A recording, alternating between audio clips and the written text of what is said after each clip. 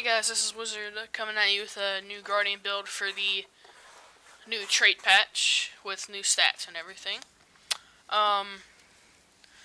First off, the trinkets aren't going to change from the last build. They're going to be full Berserker trinkets. And we have one Cleric back piece. For the extra healing power, the vitality, and the toughness, because that's very important. The head, shoulders, and chest are Cavaliers. And the gloves, leggings, and boots are Valkyrie, with Holbrook runes. We're using Holbrook runes because we get increased might duration by 20% and minus 20% Condi duration, which is very important now, because Condis are pretty overpowered at the moment, even though they kind of were beforehand, but they're just a lot more buffed when pretty much everyone's damage got nerfed, which kind of sucks for classes like the Guardian when we really rely on power builds to be relative in the meta, even though burning is a good thing now, but I don't like burning for Guardians. I like damage. Alrighty. We're going to go full Berserker weapons. I'm full Ascended right now, so your stats will be different. Except for my Scepter Focus. They are not Ascended at the moment.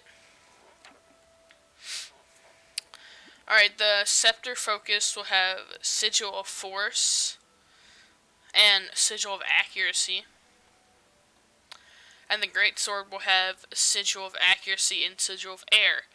Now what you're going to want to be doing with the Sigil of Air is when you go in Judge's Intervention and you Whirling Wrath, you're going to want to try and proc that Sigil of Air.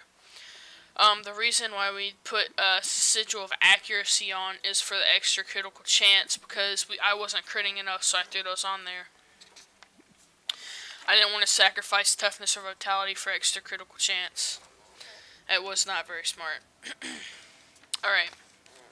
Now we got that out of the way. Let's go with the utilities. We are going with Shelter, Judge's Intervention, Smite, Condition, Contemplation of Purity, and Renewed Focus. Now, we're going basically what the old meta was, all meditations. I'm actually going to show you guys a bug here in a second with the traits. For our traits, we're going to use Valor, Honor, Virtues. Let's start with the Virtues trait line. The minors are standard because they're the same for every class no matter what you pick. Retaliatory Subconsciousness, gain retaliation, aegis when stunned, dazed, not back pulled, knocked down, sunk, floated, launched, taunted, or inflicted with fear. This is good because we get extra block and retaliation for those rangers who want to knock us back with their knockbacks and everything, so they can almost kill themselves for the retaliation. That's really good. It's on an interval of 30 seconds though, so it's an extra free block that we get, which is really good. Absolute Resolution, activating Virtue of Courage removes conditions from nearby allies. Virtue of Courage pass effect is stronger. This is good because we get more passive healing and our endurance regeneration is increased by 15%, so it's like Perma Vigor except without the Vigor, so we can get more dodge rolls and fights. Indomitable Courage, activating Virtue of Courage breaks stuns, and grants stability to affected allies. Virtue of Courage's passive effect triggers more frequently, which is an interval of 30 seconds. The main problem with the old meta build for Guardian was we had almost no stability, but with this we gain stability, which is really good for those warrior hammers who try and knock down and stun you a lot and whip and destroy you with their greatsword when they swap into it. So you don't have to worry about that. And we get reduced cooldown on all of our virtues, and this renews all of our virtues, so we get to use them a second time. Alright, to the Honor trait line. All the minors are the same as always. Now, this trait line right here is kind of useless. Simply because we don't use a mace for the extra healing power, because mace, I don't like the mace, because you only have really one block on mace that you have. Every time you successfully block an attack, you gain a stack of this buff they give you that increases healing power by 50 and reduce recharge by 20. Symbol of protection whenever you take fall damage. I'm never going to use that in a fight. Even if I do, it's very situational, and it'll probably be completely useless, so I won't even notice it. But this is for team fights. Shield of Absorption, Protective Reviver. When reviving an ally, activate a shield that creates a dome that heals you and knocks them back for 320, and it's a light field. You gain Aegis protection and regeneration when upon successful revival. Excuse me. Empowering Might.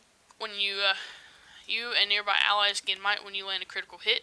This is good for Might stacking because we have high critical chance of 40. We're not going to use this because we have Aegis so few times it'll heal us hardly any. It's a pretty waste of a trait for the damage we could get. And we're not going to be using Staff, although it is an alternative if you want to go Staff, because there is a version where Staff runs this build. You just swap this with this because you empower and gain Might, and the boon duration is increased with the Might stacks. We're not using Riot of Persistence because you're not going to be noticing this symbol too much because it's just the Greatsword symbol. We're not going to be using any shouts either. We're going to be using Force of Will. Increase vitality by 315% outgoing killing effectiveness. This is extremely well, considering now Guardians without their the health they gain from the trait lines, they can't really do much to other classes, which is kind of unfair if you think about it. Although everyone gets this nerf, but it's a heavy class that has the lowest health pool in the game, pretty much. This increases our health up to 17,500, excuse me. And this is where the bug comes in for the meditations and the Valor trait line. Now, this is an extremely important trait, Monk's Focus, but unfortunately it is bugged for Judge's Intervention. Using a meditation skill heals you and grants fury in a radius. Meditation skills have reduced recharge. If you notice, we are also using Smite Condition, but we should be using Focus Mastery, Gain Protection when you use a focus skill, reduce recharge by 20%. Now, this is a passive effect. It activates when you have a condition on you, I'm pretty sure. Yeah, it activates when you use a heal skill. So, we're going to take this off, put it into any other one you want. The cooldown is 45 seconds as you see, but we have this on. It is 36 seconds, which is a bug in the coding due to Monk's Focus. It should reduce the cooldown. This skill should not reduce the cooldown at all of this skill. This trait should. This trait should reduce the cooldown of this skill, but it does not. I'll prove it to you by showing you these other skills that have the same cooldown as what their skill says. 20, 60. We are going to go back to Monk's Focus, and we're going to take this off. 45-second cooldown. This is the bug with Monk's Focus. I would love it to be fixed. If you run into it, please report it. Now get down to the traits. Unfortunately, since it's bugged right now, we are forced to use Smite Condition, which gives us an extra heal Fury and a good damage spike when people aren't expecting it when we use our heal skill. Nearby allies gain toughness based on your effective level. We gain 150 toughness for an interval of 3 seconds, combat only, which brings our toughness up to 2,700, which is a really good boost. That's almost near the 2,800 cap since the last patch, which is a very good spot to settle. And Monk's Focus, of course, for the reduced recharge on these only on these three skills, because currently Judge's Intervention is bugged with these two skills. Yeah, this is the build. I hope it helped you out a lot. There will be some gameplay of it soon. And goodbye.